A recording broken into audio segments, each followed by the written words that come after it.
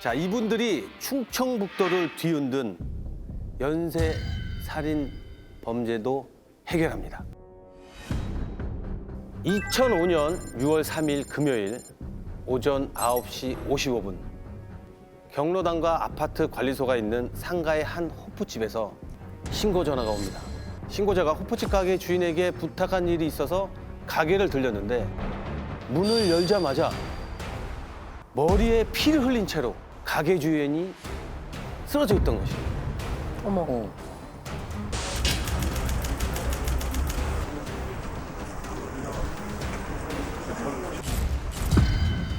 아, 이 도로에도 핏자국이 막 나 있네. 아이고, 아이고, 아이고, 아이고, 아이고, 아이고. 아이고.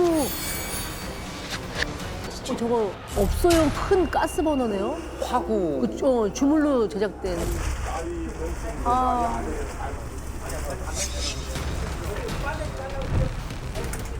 주택가에 그 9시 55분 시간대면은 사람들도 제법 지나다녔을 것 그쵸. 같고 그런데 대체 무슨 일이 있었던 건지. 뭐지?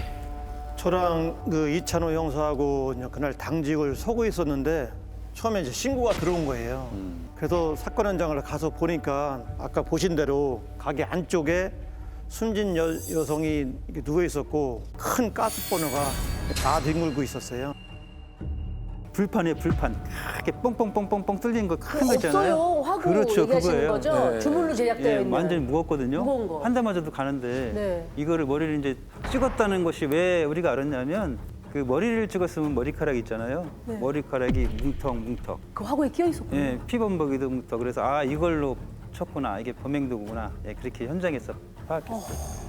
저 정도 되면 이제 범행 도구를 준비한 것은 아닌 걸로 봐야 되죠. 그래서 아마 이제 우발적이고 충동적인 어떤 문제가 있지 않았는가. 근데 이제 화면상으로 보면 그 혈흔의 색깔이 그 신고 당시보다는 또 한참 시간이 그 전에 이제 발생한 것으로 이제 보이죠. 치밀하게 준비하고 또 흔적을 지우고 뭐 이런 겨를이 별로 없었던 것 같아요. 그런 경우에는 의외로 이제 자기 흔적들을 조금씩 흘리게 되죠. 흔적들이 좀 남아 있었나요? 자 이제 현장에 그놈의 다른 흔적이 있었어요. 뭐 막 족적이나 아니면 찍힌 CCTV 막 이런 거 아닐까요? 아까 그 혈흔이 있었던데 뭐 발자국이 이제 그런 것들. 네, 현장에 이제 가면 여러 증거가 있잖아요. 보이는 증거가 있고 보이지 않는 증거가 있어요. 전화기, 가게에 있는 전화기. 근데 저는 이제 전화기를 딱 보면서 필이 딱 왔어요. 아, 이 전화기에 뭔가 있겠다. 예, 우발적인 거고 그렇다면 전화기에 뭔가 있겠다 해서 하나하나 통화 내용을 빼보니까 모르는 번호가 딱 떠요. 앞번호가 86으로 시작되는 번호. 86이요? 86. 86이면 어딥니까? 86?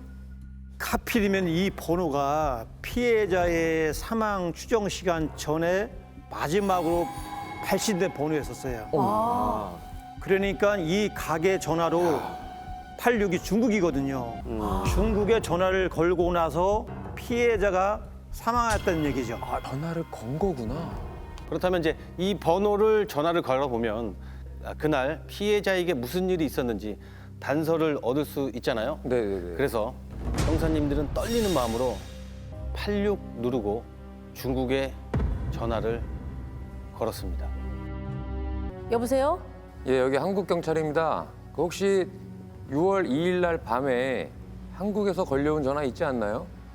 아, 우리 남편이요? 남편? 가게에서 전화를 건 사람이 그 누군가의 남편? 이 사람 남편? 그래서 저희도 중국에 있다는 그 여자분께 이제 당연히 질문을 하잖아요. 네. 네네. 그날 밤 전화를 건 게 당신 남편이 확실하냐? 그랬더니 맞다. 중국에서 혼인신고한 남편이 있다. 아, 그래서 형사님이 다시 한번 이 여성분께 묻습니다. 당신 남편 이름이 어떻게 되죠? 그러자 이 여성분이 입에서 나온 이름이 김이었습니다. 별명이 악이거든요. 지금부터 악이라고 부를게요. 일단 우리가 악이의 존재를 알고부터 저도 통화기를 쭉 들여줍니다. 봤더니 거기서 제가 아는 번호가 딱 있는 거예요. 아는 번호요? 무슨 말? 형사님이 아는 번호면은 지인이잖아요, 지인. 형사님의 지인이거나. 제가 그 당시에 정보원을 부리고 있는 조폭 출신 정보원이 딱 나온 거예요. 그래서 찾아가서 물어봤죠. 너 아기랑 무슨 사이냐 하니까 500만 원 정도를 주면 어머. 좋은 정보를 알려주겠다고 저한테 제안을 했습니다. 아니 형사님한테 돈을 달라고요? 예. 나쁜 사람이네. 그래도 제가 무슨 내용인지도 모르고 네. 500만 원을 줄 수는 없다. 그쵸. 내가 일단은 그렇죠. 그 내용을 들어보고 그만한 가치가 있다면 주겠다. 그 말 끝나고 나서 그놈이 아까 악이란 놈이 사람을 죽였다. 라는 거를 저한테 실토를 합니다. 어머머머머머머. 그러니까 깜짝 놀란 차상원 형사님이 이 진술이 중요한 내용일 거란 생각에 진술 녹화실로 데려갑니다. 그 정보원을? 네, 정보원을? 정보원을. 그렇죠, 그렇죠. 그래서 거기서 구체적인 얘기를 들었는데요. 제가 한번 이거 읽어드릴게요. 어떻게 이렇게 흘러가냐? 만나서 술을 마셨는데 아귀가 울더라고요. 제 어깨를 끌어안으며 귓속말로 죽었어 라고 했어요. 어머. 술에 취해 거짓말을 하는 줄 알았는데 술집에서 나와 아귀 집으로 갔는데 방문을 열었더니 그 여자가 대자로 누워 있는 거예요. 이불이 반쯤 올려져 있는데 코에서 피가 뺨까지 흘러내리고 있었어요. 기겁을 하고 뛰어나왔죠. 뭐야, 뭐야? 이거 다른 사건이야 뭐야? 이거 아까 호프집이었잖아요. 또 뭐 다른 얘기잖아요. 근데 이거는 집으로 갔더니 여자가 죽어서 누워 있었다는 얘긴데. 네, 그러니까 이건 아기가 얘기한 거죠. 네. 그 정보원이라는 분한테. 근데 이 정보원이 집에 가고 나서 밤에 아기한테 다시 전화가 왔다는 거예요. 혼자는 못 들겠으니까 좀 도와달라. 아, 처치를 위해서? 이 정도면 상당히 그 정보원 진술은 구체성이 있다고 봐야 되는데. 아니 아까 전에 그 여자분은 누구인 거예요? 집에 있을 정도면은 뭐 아내나 가족 뭐 이런 거 아내는 아니죠. 중국에 아내가 있잖아요. 그 주변에 알아보니까 그 아기가 한국에도 이제 같이 살던 여자가 있었던 거예요. 동거인이구나, 동거인. 거인. 이제 사귀는 여자친구가 따로 있었는데도 또 하나가 더 있던 거예요. 어머, 뭐야? 뭐야? 아니요. 중국의 와이프, 혼인신고 있고? 와이프, 동거인, 여자친구 맞나요?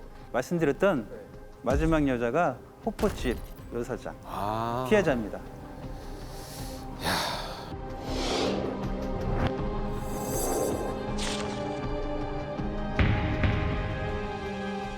근데 아까 호프집 사장님이 사망하기 전에 마지막으로 발신 내역이 중국으로 건 거 아니에요? 맞죠.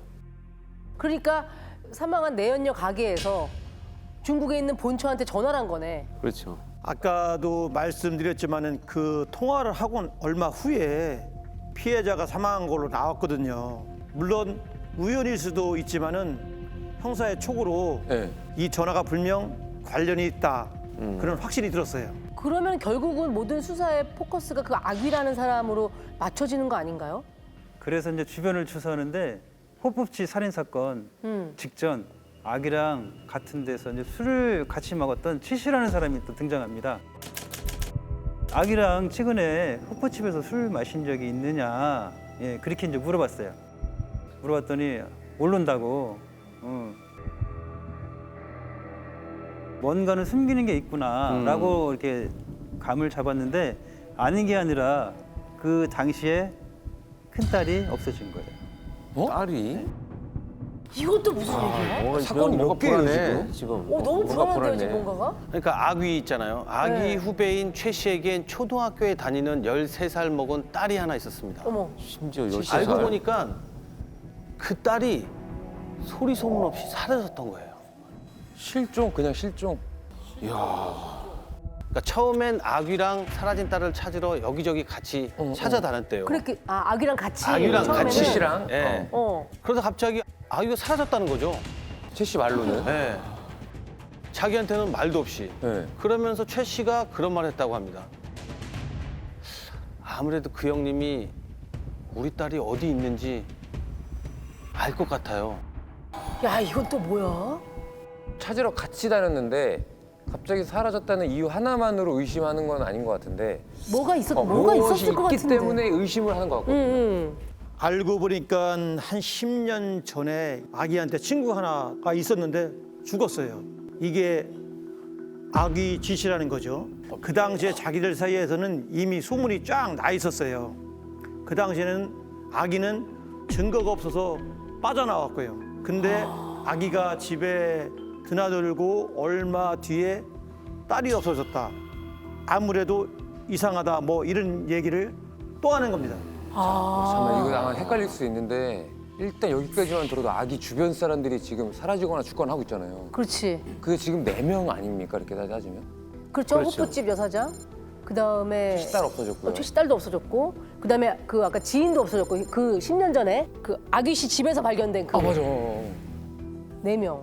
이 호프집 사건을 해결하면서 따라 들어가다가 여기까지 왔는데, 그때부터 저희가 완전 비상체제로 들어갔죠.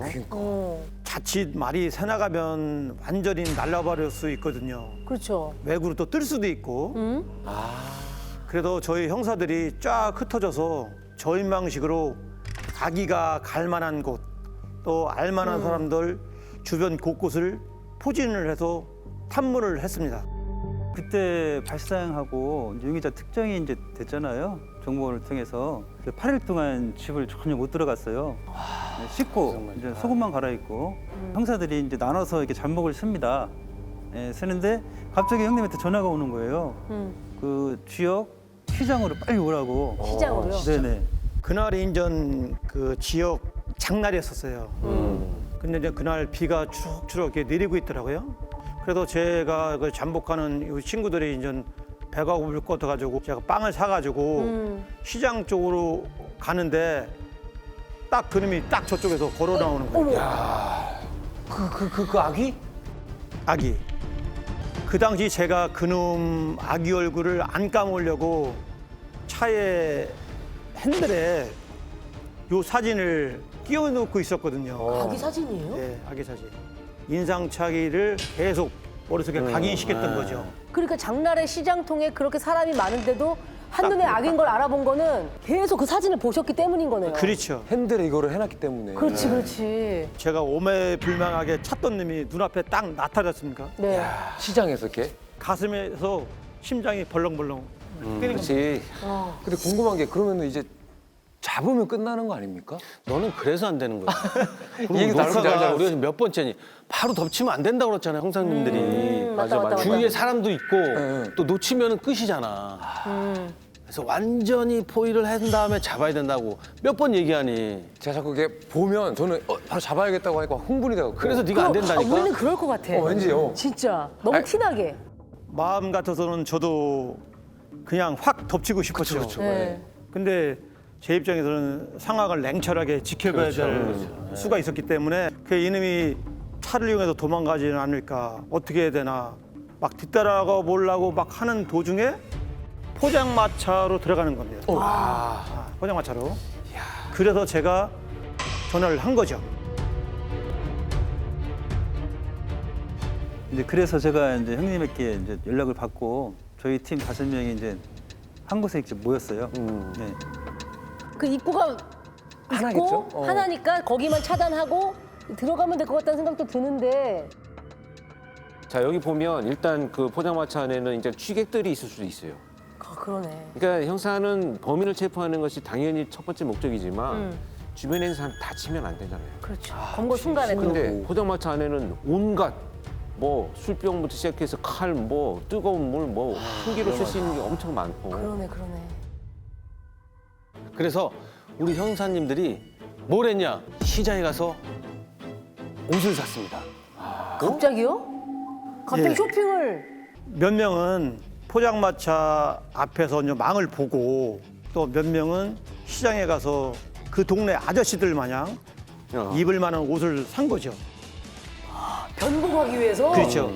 그래서 순간에. 바지도 이렇게 걷어붙이고 옷에다 약간 흙도 뿌리고 그 순간에 엄청난 기지를 발휘하시네요. 그러니까요. 그리고 이제 옷을 갈아입고 후에는 몸에 이거를 막 뿌렸대요. 상대가 포장마차 들어가 있잖아요. 네. 그러면 술을 먹고 있었잖아요. 그러면 우리도 술 냄새를 나야 돼.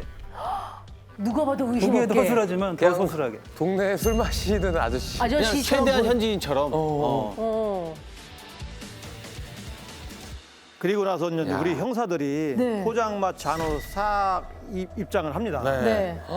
그러면 이제 들어오니까 이렇게 쓱 쳐다보는 거예요. 네. 근데 모르는 거죠. 의심이 없이 받겠죠? 의심이 없죠. 그래서 계속 그냥 술을 맞고 있었죠, 걔는. 네. 어. 그래서 이제 우리 이찬호 형사가 포장마차 그 뒤편에 이게 술 먹는 이 뒤편으로 쓱 가서 보시면 알겠지만 이 무도로 단련된 이 손으로 네. 목을 딱 잡아서 쫄라서 기절을 딱 시킨 거죠. 기절한 상태에서 자연스럽게 몸싸움이나 이런 거 없이 자연스럽게 그냥 모든 게 이루어졌네요. 그러면 기절하고 눈을 떴을 때는 자기는 수갑이 채워져 있었을 거 아니에요. 그래서 검거 당시 아귀가 남긴 말이 있습니다. 한번 보시죠.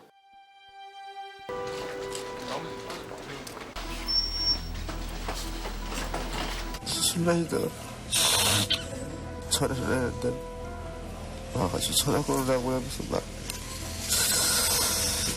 기분 나쁘게 전화하다가 뭐 언쟁이 있었던 모양이네요. 예, 사실 중국에 전화를 건 기록이 꽤 많았었어요. 아기가 돈도 많이 넣었는데 국제전화로 그것도 다른 여자한테 전화를 계속 하는 겁니다. 그러니까 이 요프집 사장이 화가 났겠죠. 다른 사람들도 있는데 이 자리에서 날 무시했다. 뭐 이러면서 아까 나온 그 가스버너로 머리를 내친 거죠. 미쳤나 봐 진짜. 어이가 없네요. 요금이 많이 나왔다고. 요금 전화 요금이 많이 나왔다고 그걸 잔소리했고 기분이 나쁘게 했다라고 그렇다고. 사람을 죽일 수 있다? 아, 이거 이거는 말이 안 되는 거 아닙니까? 아유, 말도 안 되죠. 이건 변명거리도 안 되는 거예요. 근데 이 범죄자들이 사실은 이렇게 핑계를 대는 거고 평상시에 저 상대방이 나를 무시하고 있었다는 것을 계속 차곡차곡 쌓아오고 있다가 그 전화요금 그거 한마디에 그냥 폭발해버리는 거예요. 그러니까 이건 이제 촉발 요인이라고 하는데 그 상대방이 이제 감히 네가 나를 무시해? 뭐 이런 거 가지고 그냥 자기 혼자 감정을 가져오는 거죠. 그러니까 아귀가 검거될 때까지만 해도 호프집 살인 혐의에 대해서만 묻는 줄 알았다고. 예. 나머지 근데 우리가 아까 4명. 예. 실종되거나 또 살해된 사례들이 있잖아요. 그건 어떻게 자백이 됐는지 궁금한데요. 당시 아귀 조서 내용 일부입니다. 야, 너 다른 여자 죽인 일 있어? 무슨 건을 말씀하시는지. 야, 읍내 순이 식당 하면 떠오르는 거 없냐? 에이, 형사님, 그 여자요? 저랑 동거하던 여자예요. 너 다시 한번 묻는다. 그 여자 안 죽였어? 형사님, 그것만은 지켜주세요. 가족들 볼 면목이 없습니다. 우리 식구들과 피해자 가족만은 안 만나게 해주세요. 제발요. 그러면 형사님께 다 말할게요. 그 정보원이 봤다는 그 여성, 그 방에 누워 있다고 했던 그 여성 얘기하고 예. 있는 거죠, 그러니까. 동거녀가 술자리에서 아기한테 원망하면서 뺨을 때렸다는 거예요. 걔 말입니다. 걔 집에 와서 자기한테 그렇게 화풀이를 했다고 해가지고 말싸움을 한 거죠. 그러니까 여자가 죽일 수 있으면 죽여봐라. 막 앙하락을 대들었다 해서 얘가 덩치가 엄청 크거든요. 손으로 목을 찌른 거죠. 그래서 이 별명이 악입니다. 아귀의 힘이. 아귀의 힘이. 손아귀 힘. 아, 그래서 그거야? 소름 돋아. 끔찍해. 아니 근데 앞에 그 호프집 살인 사건과도 똑같은 거네요. 결국 나를 무시했고 그게 내가 화를 참지 못했던 이유고 내 살인의 동기다. 저는 이게 또 이해가 안 되는 부분이 이거는 가족들한테 알리면 안 된다라고 했다잖아요. 그러니까 우리 자기 식구들하고 피해자하고 안 만나게 해달라고. 그게 무슨 말이에요 대체? 자신은 마치 지금 이게 범죄를 저지르면서 내가 파렴치한 짓을 했다는 게 아니고 어쩔 수 없이 일어났으니 제발 내 가족한테만 알리지 마시오. 이런 자기 중심적이고 이기적인 이런 생각이죠. 아니 자기는 그렇게 엄청나게 끔찍하게 남의 인생을 다 망가뜨리고 살인을 저질러 놓고 자기는 살겠다고 그 방편을 만들어 놓는다는 자체가 그럼요. 너무 파렴치하네요 진짜. 이것도 이런 말을 합니다. 태어나서 자기가 그렇게 울어본 적이 없다고. 제가 죽였지만 진짜 사랑했다고. 그리고 술을 많이 마시고 꼭 안아주면서 잠을 잤대요. 어? 그 죽이고 난 그날 얘기예요? 죽은 사체를 끌어안고 사체를 끌어안고 미친놈이야. 어우 씨. 일주일 그러니까 6일 이렇게. 죽이고 나서 그 사람을 너무 사랑했다고 술을 마시고 맨날 안아주고 잤대. 이게 말이 되냐고. 이거는 눈물을 흘린 것도 믿을 수 없지만 이거 다 거짓이죠. 네, 이거. 제가 볼 때는 그치, 그 거짓이지. 일주일이 자기가 슬퍼서 거기 뭐 사랑했기 때문에 안고 있는 게 아니고 유기할 방법이 없어서 안고 있었던 거예요. 결국은 아까 그 최 씨라는 사람한테 들어달라고 전화했잖아요. 그렇지. 맞아. 이거 보면 유기할 방법이 없어갖고 그냥 거기 할 수 없이 있는 거지 뭘 그게. 자기 합리화라고 봐야 돼요. 자기 합리화. 자, 여기까지도 정말 너무 가슴 아픈 일인데 우리가 또 찾아야 할 한 사람이 있죠. 있습니다. 그 실종 그된 초등학생. 그 딸, 최씨 최씨 딸. 아, 근데 아니죠. 그건 좀 다른 사건인 거 아니에요? 아, 거기까지 가면 진짜 이거. 아 이건 너무한데. 이 이야기는 제가 영상으로 대신하겠습니다. 없어졌어. 그러니까 찾아봐야지. 그럼 찾아보자. 걔 같이 찾으러 나갔다는 게 차를 타고. 그러니까 같이 찾아들어 갔다며.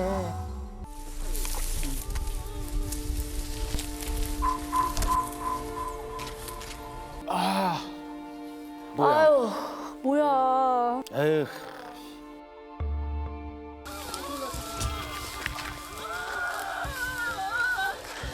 아유, 진짜 나쁜 놈이다.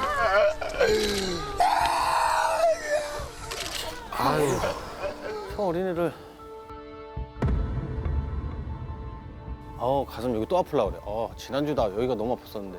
아, 진짜. 진짜 나쁜 놈이다. 진짜 나쁜 놈. 다 욕하고 삐처리 할까 오늘도. 진짜 나쁜 놈이다 이건 진짜. 진짜 나쁜 놈이다. 어떡해. 아유. 울분이 치솟는다. 내가 참 별별 놈 다 봤지만 얘는 참. 그 아기가 당시 그 치씨 집에 자주 이렇게 들락날락 그랬다 그랬잖아요. 그때 이제 자기 자신을 편하게 이렇게 잘 해주면서 따라오게끔 만든 거예요. 그래서 그 유인했구나. 차에 태우고 산으로 끌고 가서 거기서 이제 성폭행을 한 거예요. 성폭행을 하고 나서 아이가 이제 울면서 아빠한테 이야기한다고. 아빠한테 다 잃을 거야 하니까 거기서 목을 졸려서 죽여서 자기 이제 차에 트렁크에 이렇게 싣고 운행을 하다가 저 장소에서 안매장을 한 거예요. 그렇게 진술한 거예요. 네, 그러니까 아기 후배인 최 씨, 이 사망한 아이의 아버지는 아내와 이혼을 하고 홀로 딸을 키웠는데요. 네. 그러니까 집에 한 달에 한두 번 그밖에 안 왔대요. 그러니까 아이들은 주로 이제 할아버지가 돌봐주셨는데 할아버지가 큰 병이 생겨서 그때부터 이제 종종 아이들이 아동보호센터에서 맡겨놓고 그렇게 키웠다고 합니다. 근데 이 사건 이후에 기자들이 이제 아동보호센터를 취재했는데 거기 선생님들이 이 아귀를 알고 있었다고 합니다. 어떻게 아기를 어떤 식으로? 자주 아기를 왜 왔었구나. 알아? 그러니까 이 진짜 나쁜 놈이 이 아귀란 자가 센터에 종종 찾아와서 애를 데리고 외출을 했대요. 근데 좀 뭔가 이상해서 아이 몸을 살펴봤더니 여기저기 수상한 상처가 있더라는 거예요. 그래서 성폭행이 아닌가. 의심은 되죠. 의심은 되는데 이제 아동학대 정황이나 이런 성폭력과 관련된 문제가 있으면 이제 법적으로 보호기관이나 학교에서 신고를 해야 되잖아요. 지금 그쵸. 의무적으로. 근데 당시에는 뭐 할 수 있는 게 없었어요. 사실 기관에서도. 법적인 장치가 왜냐면 없었군요. 가족들한테 일단 알리는 것이 이제 뭐 최선이었을 겁니다. 아마. 예. 치씨의 아들이 하나 더 있었어요. 그 성폭행 당해서 사망한 그 누나 네. 동생이 있었는데 근데 울다가 그 막대 사탕을 이렇게 물고 있더라고. 아이니까 누나는 이제 초등학교 6학년이고 또 아이는 2학년이 그러니까 막대 사탕을 앉아서 물고 있는데 너무 마음이 미어지더라고요. 그래서 수첩을 제가 항상 여기 이렇게 집게를 해가지고 갖고 다녔었어요. 아이 근데 시간이 사진을요? 흐르니까 안 되겠더라고. 제가 추단을 못해서. 예. 그래서 제가 라이터로 태운 적이 있어요. 어렵게 해결한 사건일수록 그게 이제 후련함도 있으시겠지만 그 피해 가족들을 생각하면 사실 이게 평생 남는 사건이거든요. 형사님들한테는. 잊을 수가 없죠. 저희도 이렇게 간접적으로 들었는데 너무 마음이 아픈데. 사형 선고를 받았습니다. 당연히 그래야지. 당연히 그래야지. 뭐 물론 이제 교도소에 있겠지만 어떤 상태인가요? 면회를 가보면 지금은 마음이 편했는지 살이 아주 포동포동 쪄 있습니다. 본인은 사형수다 누가 타치를 안 한다. 너무나 이게 사실 열이 받는 거죠. 이 스킬로 완전히 그냥 동물이네, 동물. 짐승이라 표현해도 안 아까워요. 내가 너무 볼 때는 사치해요 이런 사람들한테. 이 아귀는 다음 세상에 태어나면 이 당한 사람들이 이 아귀를 가만 안 뒀으면 좋겠어. 다음 세상에서. 말할 수 있는 게 참 그런 거밖에 없다는 게 좀 진짜. 속상한데. 이게 또 방송이라 제가 입이 되게 걸거든요. 네. 방송이라 차마 얘기는 못 하고